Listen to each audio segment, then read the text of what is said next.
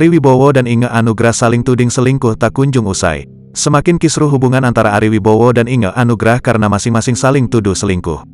Tudingan selingkuh antara Ari Wibowo dan Inge Anugrah membuat kuasa hukum angkat bicara. Kuasa hukum Inge Anugrah, Thomas Olalamarongan mengungkap awal mula kliennya dengan Ari Wibowo saling tuduh selingkuh.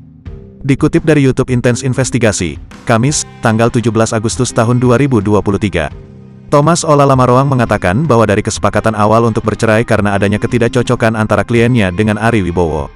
Sebenarnya kalau dari kesepakatan awal seharusnya itu ketidakcocokan, ungkapnya. Namun, Thomas Olalamarongan menyebut saat Ari Wibowo mengganti kuasa hukumnya, kemudian mengubah dengan tuduhan adanya pihak ketiga.